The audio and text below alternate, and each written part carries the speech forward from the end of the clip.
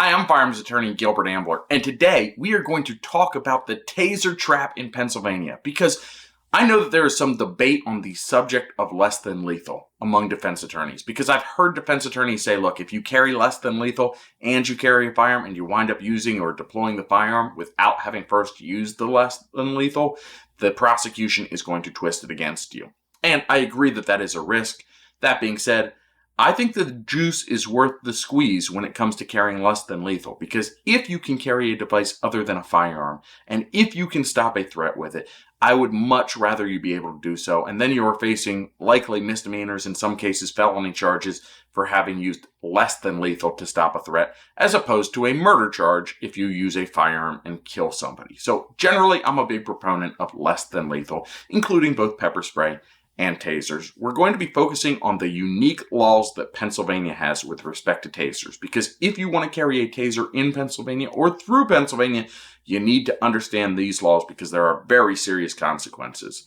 As always, if you have not yet hit that subscribe button, before we dive into this, go ahead, hit subscribe for us, like, comment with your thoughts, and share with your friends. That way you and your friends keep getting this important Second Amendment related content. All right.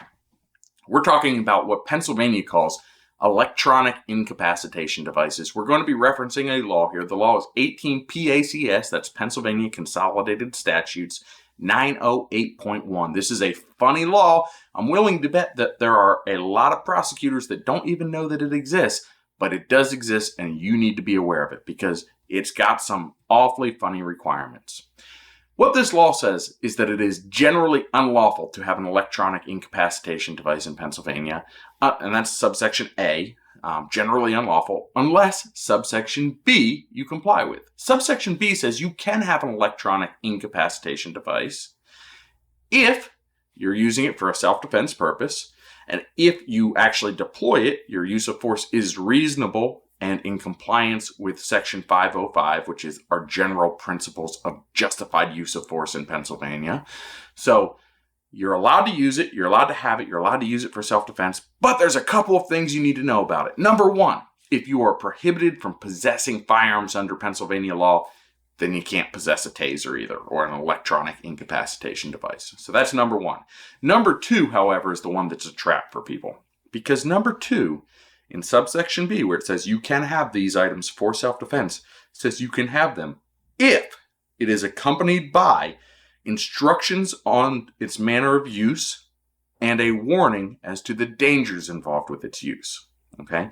So you can have a taser as long as you're not prohibited from possessing firearms in Pennsylvania, provided it is accompanied by instructions on how to use it and warnings as to what can happen if you use it. Often this is in the form of stickers on the taser. What does that mean? It means if you remove those stickers, you might be in violation of this law. If you have that taser and it doesn't have stickers that instruct you on how to use it and give you warnings about what happens when you use it, then you need to bring the instruction manual with you. You need to actually carry it with you, or you need to print out the directions and carry them with you. Because if you are in violation of this, even if you don't have the intent to commit another crime, if you've got the intent to commit another crime, then we're talking felony charges. Even without the intent to commit another crime, if you are carrying this for self-defense, but you don't have those instructions that are required by the statute, technically it is a class 1 misdemeanor, punishable by up to 5 years imprisonment, and if convicted, even if you get probation only, you would permanently lose your right to keep and bear arms under both federal and Pennsylvania law, but because you're losing your right to keep and bear arms, it would make it unlawful for you to even have the taser in the future.